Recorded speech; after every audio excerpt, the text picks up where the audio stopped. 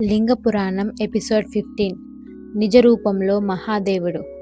ఓం నమ శివాయ. శ్రీ సద్గురు సీతారామమ్మ గారి ఆశీస్సులతో లింగ పురాణ వైభవాన్ని కొనసాగిద్దాం. బ్రాహ్మణుడి రూపంలో ఉన్న ఆ శివుడు తనను తాను నిందించుకోవడం చూసి పార్వతీదేవికి విపరీతమైన కోపం వచ్చింది.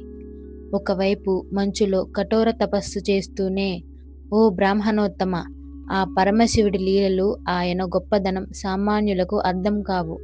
ఆయన ఈ సృష్టికే నాథుడు. ఇంకా ఒక్క మాట కూడా ఆయన గురించి తప్పుగా మాట్లాడితే మహాపాపం వస్తుంది అని గట్టిగా మందలిచ్చింది. ఆ నిందలు వినలేక తపస్సు ఆపేసి అక్కడి నుండి వెళ్ళిపోవడానికి పార్వతి అడుగు ముందుకేయగానే అద్భుతం జరిగింది. ఆమె అచంచలమైన భక్తికి, ప్రేమకు పరవశించిన ఆ బ్రాహ్మణుడు కోట్ల సూర్యుల కాంతితో తన నిజరూపమైన పరమశివుడుగా ఆమె ముందు సాక్షాత్కరించాడు. మెరిసిపోతున్న ఆ మహాదేవుడిని చూసి పార్వతి ఆనందంతో ఆయన పాదాలపై పడింది.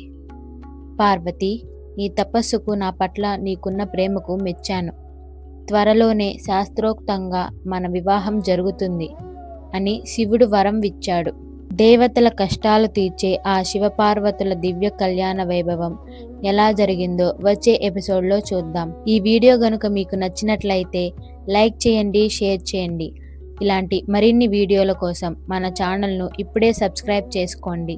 కామెంట్ బాక్స్లో ఓం నమ శివాయ అని కామెంట్ చేయడం మాత్రం మర్చిపోకండి. ఓం నమ శివాయ.